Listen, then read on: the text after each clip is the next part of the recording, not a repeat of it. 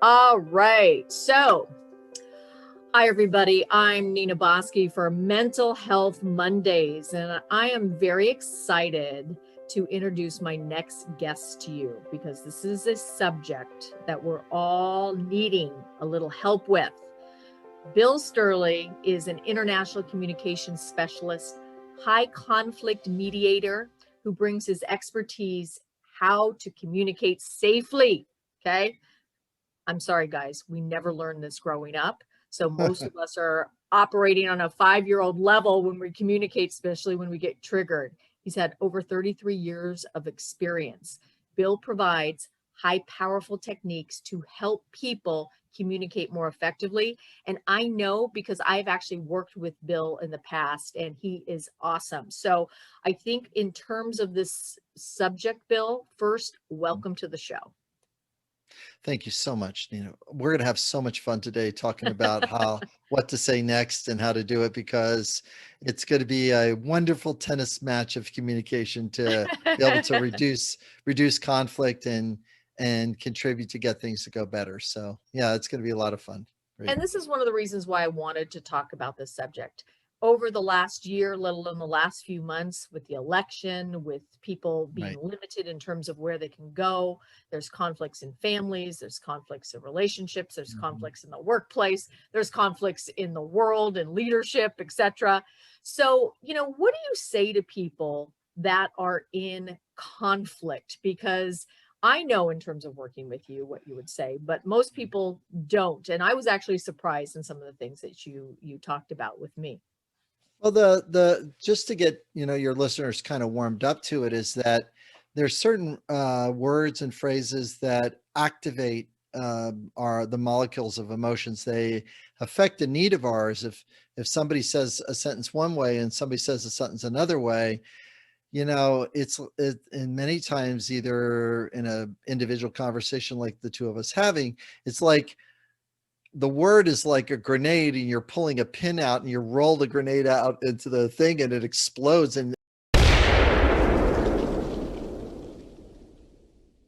all of a sudden the communication goes sideways and you didn't even mean it to, so very, very, very, very challenging, And to especially when tensions are high. And if people are in situations, I know in my own relationship, we are literally in a smaller place, both working remotely.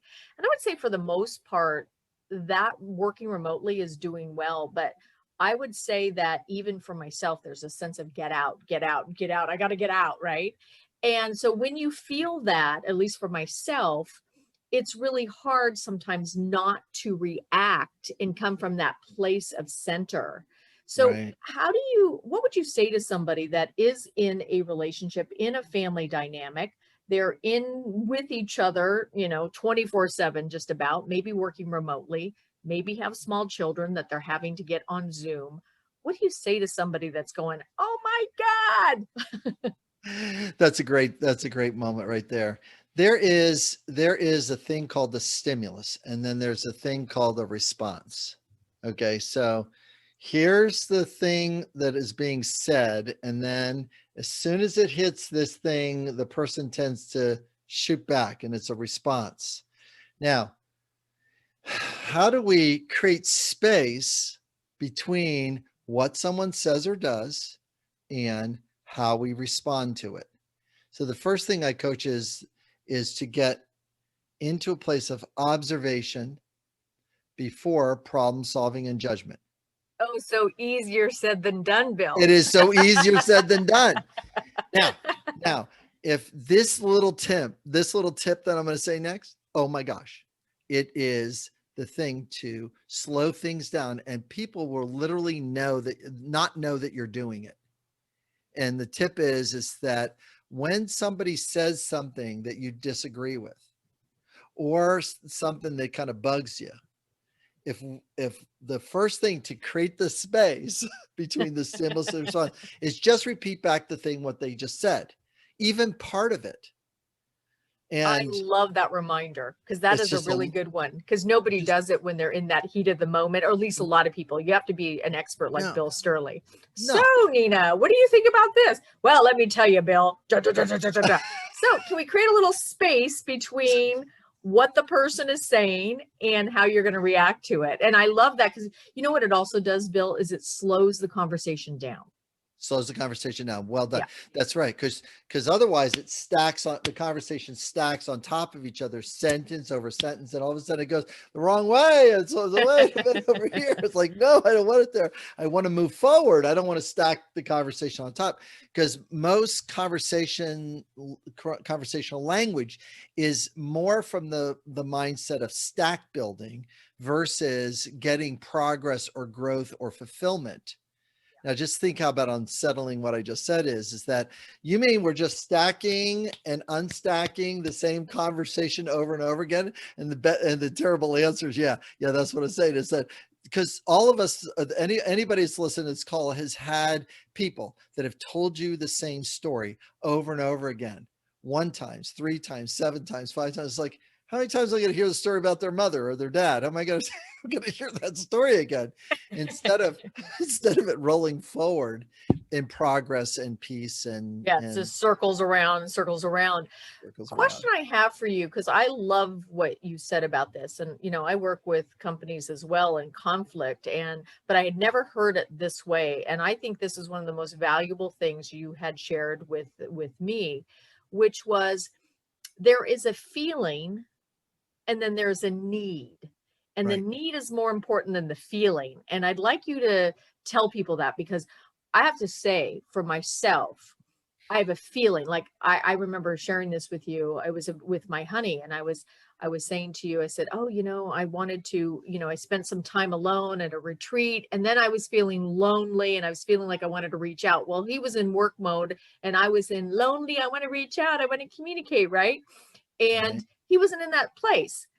It's easy for me then to take that personally because it's a feeling I'm addressing. But what was my real need? My real need was connection, but I never shared that with them until after the fact, right? Yeah. And so that's what I'm talking about. So share that story a little bit in terms of how people can actually start identifying the need versus the feeling. This is really a challenging thing that it's just a small mental upgrade, but there's a challenge in the upgrade. It's in comparison, as a metaphor, it's, do we stare at the oil light of the upset, or do we get out of the car and put oil in the car so the oil light goes out? So the feeling is really the indicator, and the need is really the oil. Yeah. So, well, what's more important, the oil light or the oil? Well, they're both important. They just do 2 different jobs. And now you would say, well, the oil's more important. Well, yeah, it is until it runs out. So you may want to have a light for it. So now we've got how much important the need is in reference to the feeling. So and where we've been taught, modeled, and printed is, don't feel this feeling. You're supposed to feel this thing. And if there's a feeling taking place, oh my God, there's something wrong. It's like, it's not that big. It's, you got to get out of the car and put the oil light. You got to put the oil in the engine, so the oil light goes away. So your conversation with your honey might have sounded like this. I really have a need for connection with you. Do you have a few minutes, or when is connection available to you? He would go like, great. Either he's available for connection, or he says, listen, can I finish this thing? Would 15 minutes be okay? You go, great. And immediately, as soon as that, he gets to get completion on the thing he's working on, or I'm available in an hour, I'm available over here, or can we share this over dinner, or whatever, then at least you know where the person is, so that you're not trying to get him to to talk to the lonely part of you. Oh yeah, because I wasn't even sharing with him what my needs were, so he didn't know where I was coming from, and he's like, "Okay, all right, talk to you later." It's kind of like a checkout. And I think that what happens, and here I am talking to you as a coach, so I've seen Sure. it happen where, and this is a generality, and I want everybody to know I'm going to talk a generality, but a lot of times with females, particularly with men in relationships, I just want them to know how I feel, right? Why don't they just intuitively know how I feel? And so when I know I've said something like that, the mechanics, are you available then? I don't want to do that.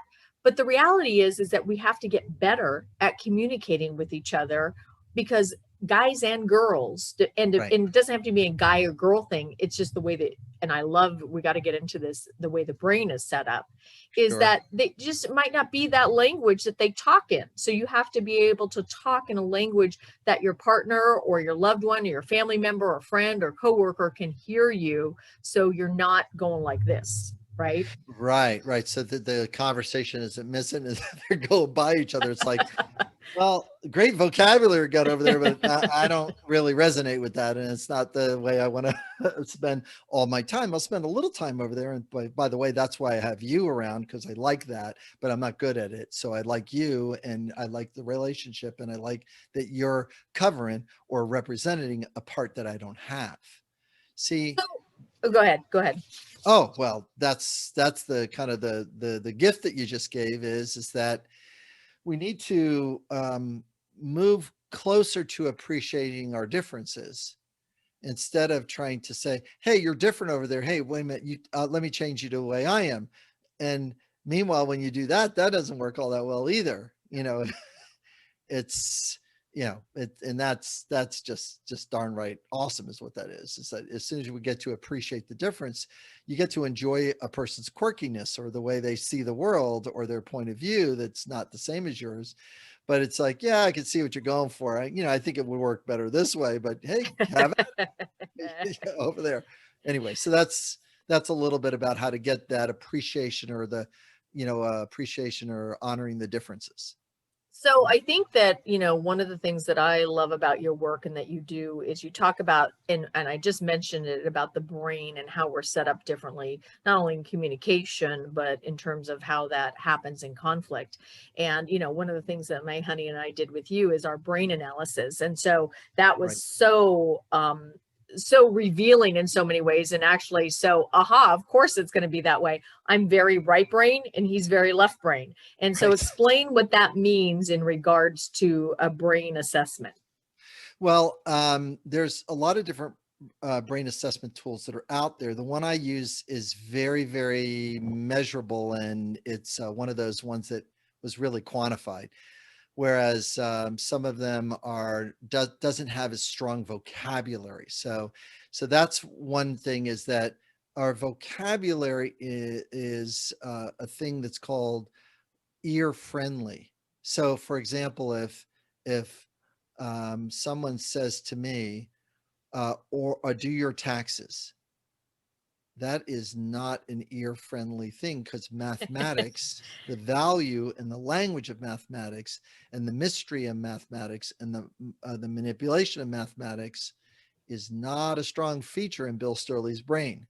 Uh-huh. If somebody says, Bill, I need your support to have a strategic creative planning meeting with me, I'm going like, yes, my brain's Yeah. going, yes, ear candy, ear candy, ear candy, and it's not putting off the taxes, like, well, I don't know, it's done forever, but ever Yeah. since ever, because I don't have that logical, analytical, and fact-based or mathematical mindset. I really have the creative, integrating, conceptual, interpersonal mindset. I'm more over there. So do not hire me for an operations management job, because I will not operationalize, and I will not manage either one of those things. I have to tell you a funny story. So I was hired as a consultant, really under the people operations umbrella, but they were a startup. So they actually needed more operations and people because there wasn't very many people.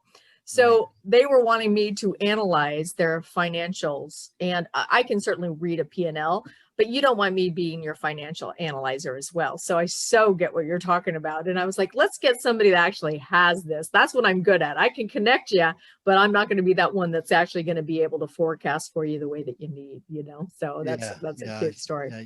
You got to know where your strengths are. And if a person has strengths in technology, fantastic. If they have strengths in human resources, fantastic. If they have strengths in sales, great. But those jobs do not do implementation or operations as much, or doesn't necessarily do marketing or new products very well, because their brains and their vocabulary is focused on a different kinds of thinking, and that's really huge. And I It's think really also what I love about the model and about conflict and looking at how we process stuff via our brain, because I think what happens is that if somebody doesn't respond the way that we want them to, and the way that our style works in our own brain, right. we think that they are doing something wrong, or they don't, they're not respecting us, or they're not hearing us, etc. And I've got a great story. So I have three, there's three of us as a producing team for Ah, Maryland Behind the Icon. And I was talking to them about this, and I was sitting there just without them taking the assessment, but just looking at, hey, you know what? Gary is much more of a feeler, implementer. right. I am more of a conceptual entrepreneur, creative, and feeler. But Randall, the other producer, he's much more meticulous, mathematical, quantifying, and he also shines with me in the entrepreneur part, right? So, but when we get Right. into conflict, Gary and I go to the feeler, he goes to the analyzer like my honey does. So he's all about let's get it fixed, and Gary and I are all about the feelings, right? What about the feeling part of it? So how do you address this with people that might be just listening to this for the first time, giving them potentially a tip of looking at themselves not so personally? Because I think that's where we get caught up. I know for myself, I do. It's like if I start taking it personally, game over. Correct. And it's not personal, it's preference is one of my favorite Ooh, I sentences, like that. because Let's say that again. Let's say that again. it's not personal, it's preference. That's good. About somewhere between a third to two-thirds of the issue is in conflict, is in that space. That much, a third to two-thirds. It's a preference conflict.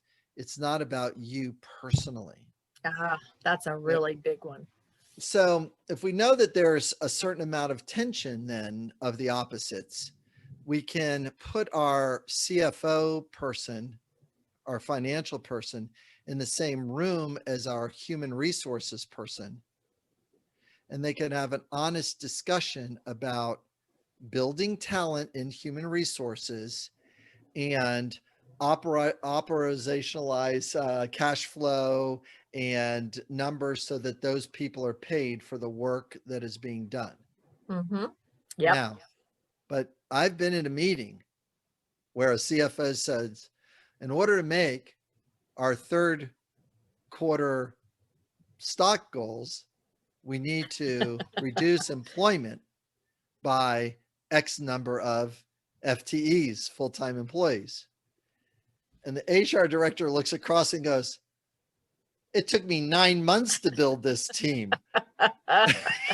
It took me 9 months. You're sticking more work on my side of the fence.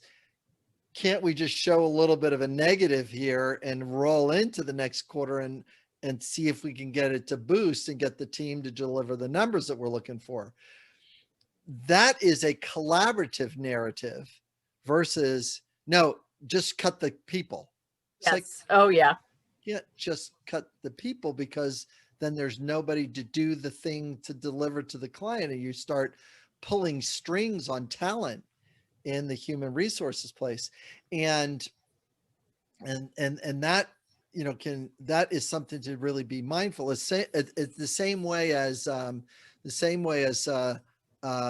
like from a marketing standpoint, the CEO says to the VP of marketing, hey, listen, I want to grow by X numbers. The market person says, well, are you sure you want to grow that? Because then you got to get production to go to this level, because otherwise you're going to sell it and there's going to be too many customers at the door, and we won't be able to deliver, and that's going to piss off the customers and stuff like that.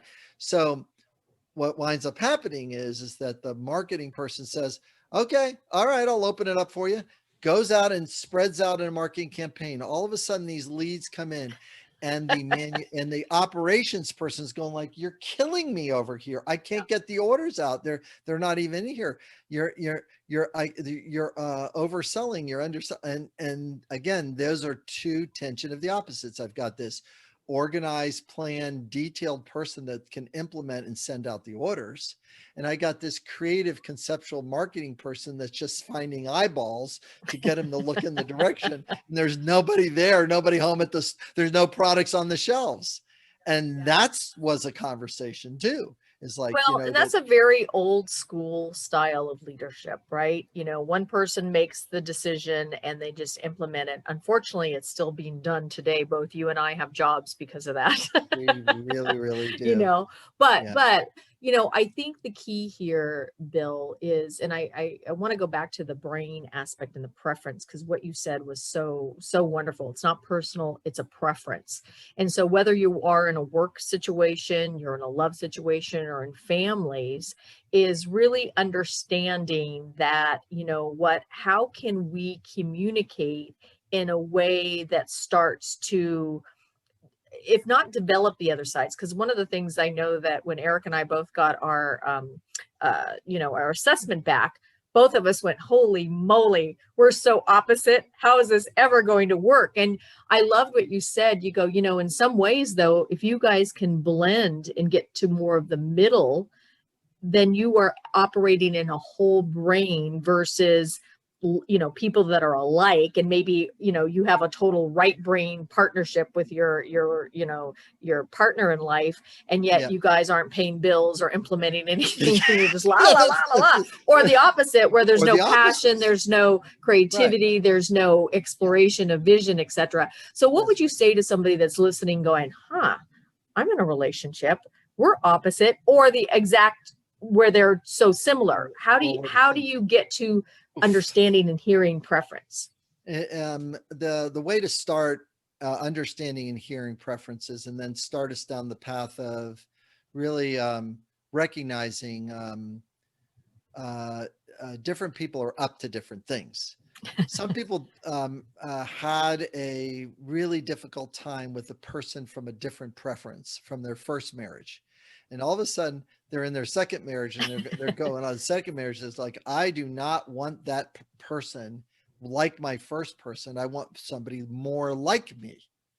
And they tend to, as first marriage, second marriage, third marriage, what winds up happening is first marriage, very different. Second, well, little different, but still different. Third marriage, very much the same kinds of people, because they don't want the conflict that they had in the first two marriages, because they were not able to, or didn't have the language to appreciate the differences. Yes. And I appreciate you over there, but would you be willing not to bring criticism in my direction, and you get to appreciate me so I don't bring contempt in your direction?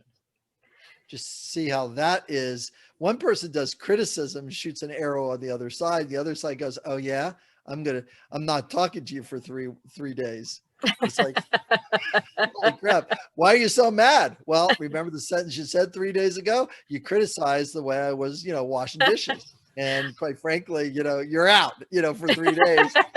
Maybe you could get a sense that you can adjust the errors of your way, but they don't get it. They don't get it. They don't even know that they've said the thing or rolled the grenade in the middle of a conversation. It was just a small sentence or a small phrase that immediately, and it is, I'll speak from my standpoint as a feeler. we in our producing, because we're obviously, with Yeah. Marilyn behind the icon, and this is going up on Mental Health Mondays, as a producing team, and learning how to collaborate with each other, understanding our styles aren't personal. It's just the way that we communicate. And if I know that Randall is just wanting to have the best possible podcast ever, then I don't also have to take it so personally, and I can come back and Right. respond to him in a way that would be more useful than also making him feel bad if I come from my feeler side, right? So I think, all of these interesting dynamics are really important. But why would you say, because I know why I think communication is one of the most important aspects, particularly in today's day and time when we have a reactive society. But why would you think communication is so important and for us to get these tools? Because I think I think we're walking around like a lot of 5-year-olds, particularly out in the media right now, and some of our big leaders of the world, all of them are not operating from a place of, they're operating from a place of tear down and not Yeah, necessarily from a the place of, communication skills, the communication skills that are used and activated in order to gain eyeballs are not healthy. yes, So we're trying to gain eyeballs. I mean, it doesn't matter what show you watch. Everyone's trying to make sure their viewership stays in place. yeah. So they're going to build their messaging in order to make sure that you come back after the break, and after the commercial break. The commercial break is paying the bill, and then they want you back, and then they're going to lead in and entice and moving things And forward. evoke fear instead of how we can bridge with each other. So Right. how do you talk to the communication tool if somebody is going, yeah, I watch all the media, yeah, I'm reacting to my partner, yeah, what would be the first step in somebody learning how to communicate better? Oof. First step. First First step. step. Big question. First step. I know. And I would go with number one, to make sure this quote is in the front of your noggin. First quote is this: message sent is not necessarily message received. Make sure That's a that you good don't one. assume that the other person has heard it. I would say on a scale of 1 to 10, our listening skills are about a 3 or a 4 at best. At Oh, best. Okay. 3 or 4 is not really particularly strong. Now, if you'd like to test this with yourself or test this with another person, you can politely use with some curiosity built into the question by just checking in. Would you be willing to tell me what you have heard me say? I love that. Now, now, if you're asking, would you be willing to, you're introducing choice. They don't have to if they don't want to. And tell me what you've heard me say. You're checking to see, hey, are the ears on over there? And now, if they're not, which many times they're not, be ready with the second sentence. Thank you. I have more. And then just fill in what they missed. Thank you. I have more. Thank you. I have more. Don't get pissed off that they didn't hear the first part of it. They just didn't hear, they missed it, because they were thinking about, they have to go to the bathroom. They were thinking about, making dinner. They were thinking about their kid was upset earlier. Whatever got in the way of their listening, clearly they didn't hear you. And clearly message sent was not message received. And this is another way to wonderfully, wonderfully slow down the conversation that's in front of you to make sure that you're not stacking, but you're moving forward. You're just I have to say that is one of the best, I think, the slowing down of the conversation. And I know when I have coached couples myself, is having this dynamic that happens that they can't even stop themselves.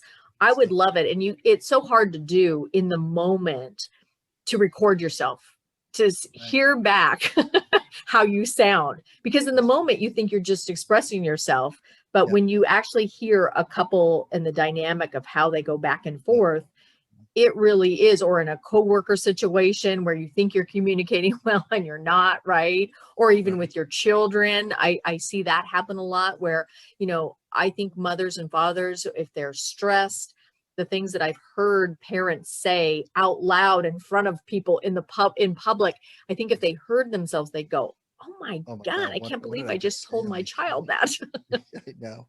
I know. So the the very there's a certain amount of sadness in this next sentence that I'm going to share with you is that whether I'm listening to MSNBC or Fox News, whether I'm listening to either one of those things, it's literally the same process to slow it down is that they're trying to contribute information, but they're also trying to maintain engagement.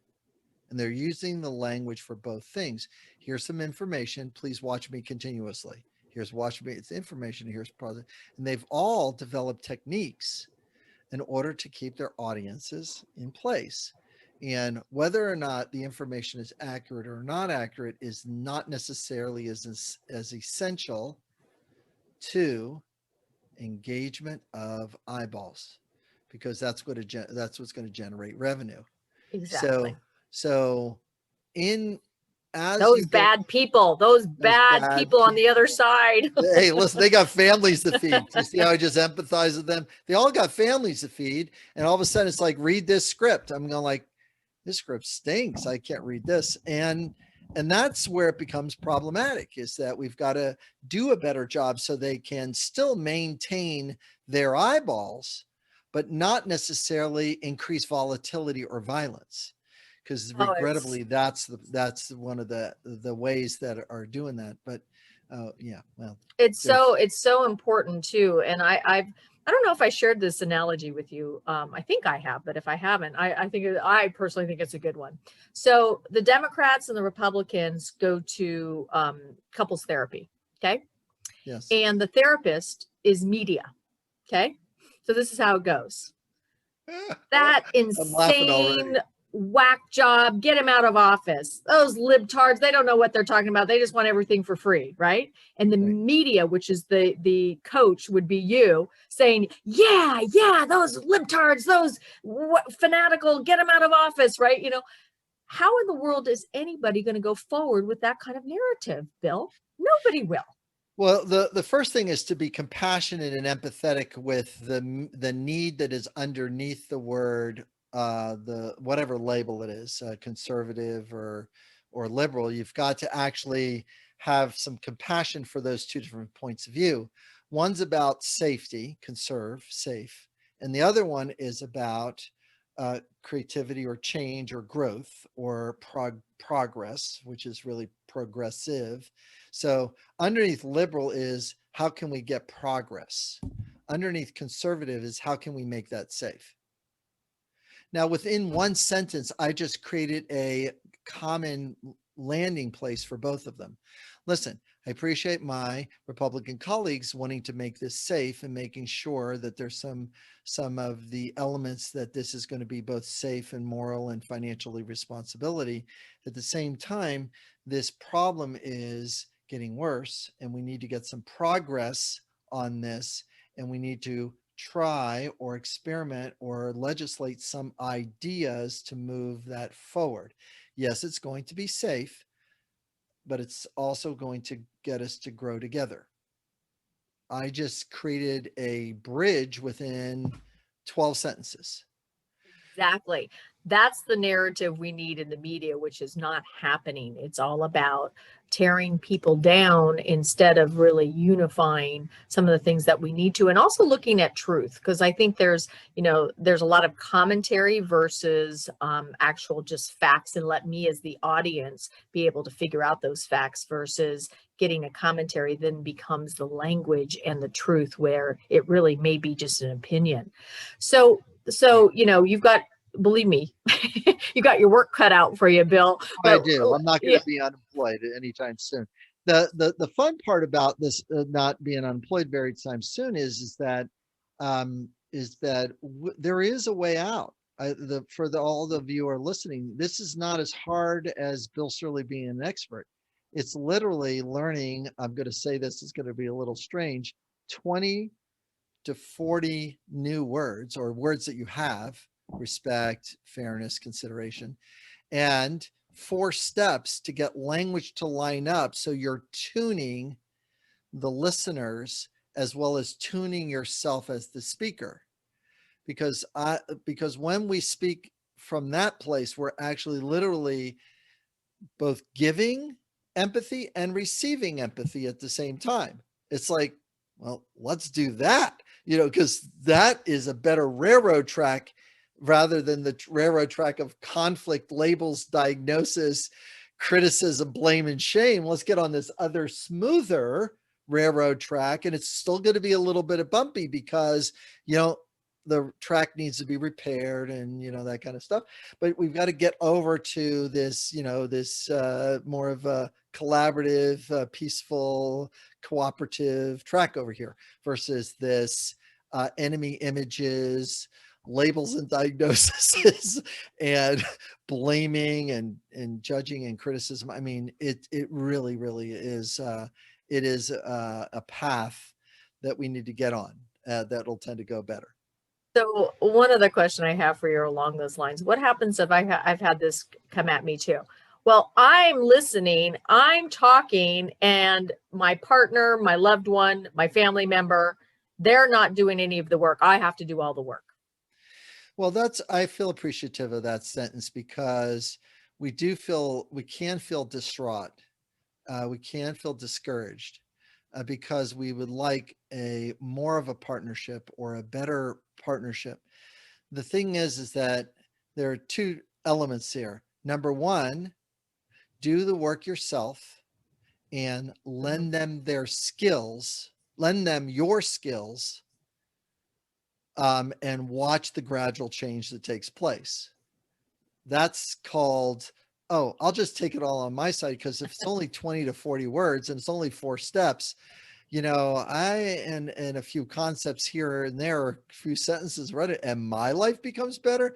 Whether or not they change on their side, well, let's let go of that attachment right now. Let's just work on this side, my side of the list, which I could actually do now. But if you have another person that keeps showing up, that keeps getting their feet into the room or on the conference call or whatever, then all of a sudden you shake your head. It's like, well, at least her feet is here, and then, well, let's try this sentence. Let's get them to say this. Maybe they'll practice this. Then they'll go better over here. They won't be as energized. They'll protect themselves better from what other people say to them. And then, then what happens is you'll notice it's called signs of change, where their vocabulary changed gently. And you're going like, oh, that's work. I must be modeling it. They're picking it up energetically, or are they actually participating with me? I can't tell, but I'll take it. I'll take the change. And then the relationship becomes more collaborative. You're moving things forward rather than keeping stuck in the adversarial position the entire time. Whereas you gently turn it forward, even if the other person isn't going, all of a sudden it's like, we're going there. And then all of a sudden they follow, and then they start catching up because you're going someplace. And it's like, yeah. And then it goes helps. better. Yeah, it helps. I love this from one of my other fellow colleagues as well, Susan Leahy. I don't know if you know her, but one of the things she does with her husband that I really love, and I give this to people too, is you set out an intention. So gosh, Jared, I'm not feeling very great in this conversation. I want to feel good, and I know you want to feel good, but how can we make this a win-win? And that sets up, and I love what you've said in the past, at least with me, is it's not about being adversaries, it's about being allies. And I think if you can go into it, even if you're reactive, you don't have any of the Bill Sterling tools, hey, right. You know what? Start with that. That's a really good starting point. Yeah, the intent. Right. You have a new book coming out. Let's talk about that before we close today. So the name of the book is called Emotional Sobriety, and it's written in using these tools and the vocabulary that I mentioned. And there's not only is it have some good stories and situations or an understanding about how to get our emotions to be more integrated and more ability to move through our body easily. It actually has little activities and little worksheets or little work activities in there to say, hey, circle this, and do this thing and construct the sentence this way. Okay, it's your turn. Here, try these 3 sentences, see what you can do with it. Okay. And how'd that go? Well, here's the way it's written. It's like, oh, there's a pattern towards peace. There is a pathway towards, if I say this to my kid, it's going to escalate. If I say this other thing to my kid, it's going to de-escalate the Oh, situation. yeah. And depending on, if you're a feeler, I know for myself, the wording of it totally changes my vibration. It gives me an openness to be able to move forward into the conversation. Or if it's too critical, I find myself, retreating. So I think, that advice, when is it coming out? In the next 3 months. 3 months. Okay. 2 to 3 months, and I'll be happy to send the email and the promotion as it gets That's into great. completion. So it's going to be fun because it's very, very practical. As somebody that worked in drug and alcohol rehab for 4 years, a lot of the tools and techniques that I have in here, not just work in those settings, but work in everyday settings. So what winds up happening is that you can actually do things to experience more joy because you're getting more of your needs met, because at least now you know what they are and you know how to make a clear request about those. It's like, and giving the other person a clear target about what you would like them to hear or what you would like them to do differently or speak differently, then those requests really go much better. So yeah. Exactly.